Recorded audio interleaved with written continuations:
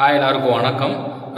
இந்த வீடியோவில் வந்து உங்கள் வீட்டில் வந்து நம்ம டோர் ஃப்ரேம் இருக்குது பார்த்தீங்களா, இந்த டோர் ஃப்ரேமுக்கும் இந்த வால் செவருக்கும் இந்த ஜாயிண்ட்டில் வந்து ஒரு கிராக் மாதிரி ஒரு டெவலப் ஆகும்.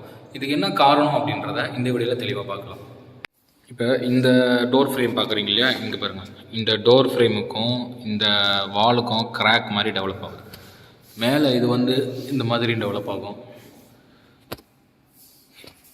இங்கே பார்த்தீங்கன்னா தெரியும், இந்த ஃப்ரேமுக்கும் இந்த இதுக்கும் வந்து பார்த்திங்கன்னா இங்கே கிராக் மாதிரி வருது பார்த்தீங்களா. இப்போ இதுக்கு முக்கியமான காரணம் என்ன? முதல் காரணம் இருக்கலாம் அப்படின்னா, வுட்டு வந்து நம்ம குவாலிட்டியான வுட்டு வாங்கி போடணும். நம்ம ரொம்ப டீக் வுட்டு தான் போடணும்னு சொல்ல வரல, அட்லீஸ்ட் ஓரளவுக்கு நல்ல ஒரு குவாலிட்டியான வுட்டு வாங்கி போடுறது நல்லது. ஏன்னா இப்போ இந்த மாதிரி ரொம்ப சீப்பாக கிடைக்குதுன்னு நம்ம வாங்கி வுட்டை போட்டுட்டோம், இந்த மாதிரி வுட்டை வாங்கி நம்ம ஃப்ரேம் செஞ்சிட்டோம் அப்படின்னா, அந்த வுட்டு வந்து என்னதான் சீசனிங் கரெக்டாக பண்ணியிருந்தாலுமே, சீசனிங் அப்படின்றது வந்து மரத்தை அறுக்கும்போது மரம் வந்து மாய்ச்சர் கண்டென்ட்டில் இருக்கும், ஈரப்பதமாக இருக்கும். நம்ம அந்த ஈரப்பதத்தோடு வந்து வுட்டை வந்து எந்த வேலையும் செய்யக்கூடாது, செய்யவும் முடியாது. அதனால் அதை வந்து நல்லா ஒரு 3 மாதம் 2 மாதம் நல்லா வந்து ஒரு மிதமான இடத்துல வந்து ஆற போடுவாங்க. அப்படி போடும்போது என்ன ஆகுனா, அந்த தண்ணி எல்லாமே எவாபரேட் ஆகிடும். மாய்ச்சர் கண்டென்ட் இருக்கிற எல்லாமே மரத்தில் இருக்க அந்த ஈரப்பதம் வந்து எல்லாமே எவாபரேட் ஆகிடும். இது கரெக்டாக பண்ணிட்டவொடனே அந்த மரம் நல்லா காஞ்சிருக்கும். அதுக்கப்புறம் தான் நம்ம மரத்தை எடுத்து ஒர்க் பண்ணணும். இப்போ இந்த மாதிரி குவாலிட்டி கம்மியான மரம் வாங்கினா நம்ம என்னென்னா சீசனிங் பண்ணியிருந்தாலுமே அது வந்து ஃப்யூச்சரில் வந்து சுருங்கி விரிவடையும். அதாவது கிளைமேட்டிக் கண்டிஷன் சேஞ்ச் ஆகும்போது, இப்போ குளிர்காலம் வெயில் காலம் இந்த மாதிரி மாறி மாறி வரும்போது இந்த வுட்டும் வந்து அதுக்கேற்ற மாதிரி சுருங்கி விரிவடையும். வுட்டு மட்டும் இல்லை, எல்லா மெட்டீரியலுக்குமே இந்த மாதிரி கண்டிஷன் இருக்குது, தெர்மல் எக்ஸ்பான்ஷன் சொல்லுவோம். அப்போ வுட்டுக்கு வந்து அதே மாதிரி சுருங்கி விரிவடையும்.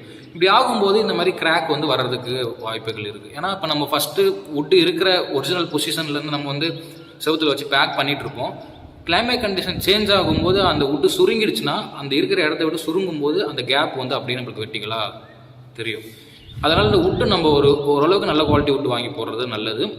அது மட்டும் இல்லாமல் இப்போ இந்த ரெண்டாவது என்ன காரணம்னா, ஃப்ரேமை வைக்கலே நம்ம என்ன பண்ணணும்னா, அந்த செவருக்கும் ஃப்ரேமுக்கும் இருக்க கேப்பை வந்து கரெக்டாக நல்லா பேக் பண்ணியிருக்குமான்றதை என்ஷூர் பண்ணுறது ரொம்ப முக்கியம். நம்ம சும்மா வச்சு ஏதோ பேக் பண்ணிட்டாங்கன்னா அங்கே கேப் இருக்கும், சரியாக பேக் ஆகாமல் இருக்கும். அது ஃப்யூச்சரில் இந்த மாதிரி வந்து ஒழுங்காக பாண்ட் இல்லாமல் கிராக் வர வாய்ப்பு இருக்குது.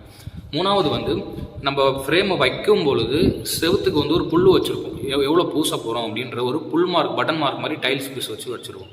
அந்த புல் மார்க்கிலேருந்து இந்த ஃப்ரேம் வந்து ஒரு காலங்குலம் இழுத்து வைக்கணும், அது ரொம்ப முக்கியம். அப்படி இழுத்து வச்சோம் அப்படின்னா இந்த மாதிரி மரம் சுருங்கி விரிஞ்சாலுமே இந்த இழுத்து வைக்கிறதுனால அந்த கிராக் வந்து நம்மளுக்கு காட்டாது, தெரியாது. 3 விஷயத்தையும் நீங்கள் வந்து வேலை செய்யும் போது கரெக்டாக மனசில் வச்சுட்டு செய்கிறது ரொம்ப நல்லது.